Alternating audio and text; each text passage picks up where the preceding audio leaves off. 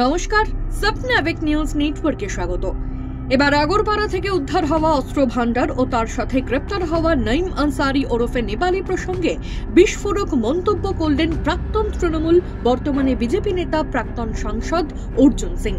গতকালই সাংবাদিক সম্মেলন করে ব্যারাকপুর পুলিশ কমিশনারেটের ডিসি সেন্ট্রাল ইন্দ্রবদন ঝা জানিয়েছিলেন, ধৃত নেপালের হেফাজত থেকে উদ্ধার করা হয়েছে 4টি দেশি pipe gun, 4 round 8mm, 5 round .38 mm, 3 round 7.62 mm এবং 1 রাউন্ড .318 গুলি, সাথে 2টি ধারালো অস্ত্র।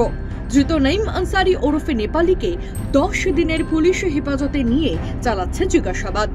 প্রশ্ন উঠছে, এই বিপুল অস্ত্র কি কারণে বা কোথা থেকে এলো ধৃতের কাছে?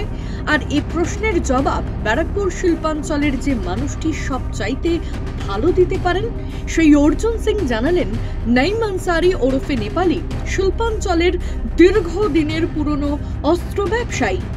নঈম আলী, তার বাড়িতে প্রচুর দেশি বিদেশি অস্ত্র উদ্ধার হয়েছে, আগ্নেয় অস্ত্র উদ্ধার হয়েছে, গুলি উদ্ধার হয়েছে।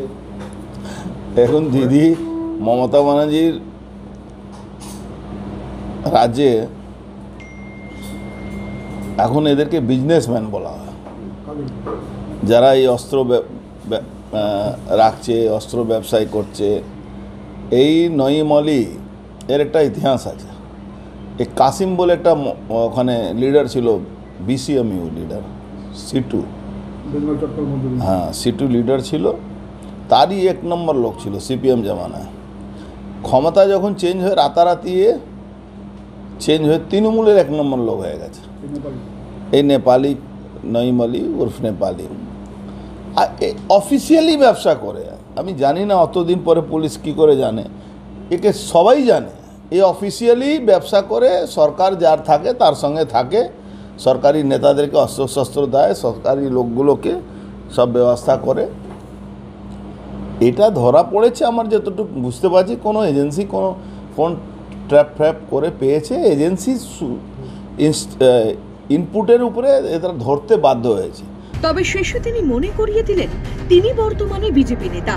জানালেন, নঈম আনসারি ওরফে নেপালের মতো দুষ্কৃতীদের মাধ্যমেই দেশ বিরোধী একটা নেক্সাস তৈরি করার চেষ্টা চলছে। কাশ্মীর থেকে নিয়ে, নেপাল থেকে নিয়ে, বাংলাদেশ থেকে বিদেশি অস্ত্র নিয়ে এসে ভারতবর্ষে এন্ট্রি করছে। আজকে যে জায়গা এন্ট্রি করছে সেই জায়গাটা তো বাংলাকে দখল করার একটা চক্রান্ত চলছে, বাংলাকে এক্সটেন্ডেড বাংলাদেশ বানানো চক্রান্ত চলছে। তার মধ্যে তো এই মুসলমান জিহাদিদের, এই ক্রিমিনালদেরকে তো ইনভলভ করে যে নেটওয়ার্কগুলো তৈরি হয়। এই যে ধরুন দখল হবে, ধরুন বাংলা দখল করবে বা মুর্শিদাবাদ দখল করে ওখানে লুট করলো, এ করলো, ওখানে কি বিদেশ থেকে লোক আসে, পাকিস্তান থেকে লোক আসে না, এই লোকগুলোর মাধ্যমে নেক্সাস তৈরি হয়।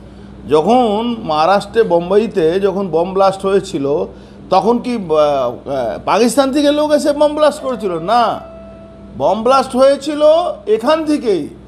এই নেক্সাস ক্রিমিনালদের নেক্সাসকে মগজ ধোলাই করে, পয়সার উপরে তারা এই নেক্সাস তৈরি করে, এই অস্ত্রফস্ত্র দিয়ে তারা দখল করে। শ্যামল পাল ও গৌতমী নাথ, স্বপ্নাবিক নিউজ।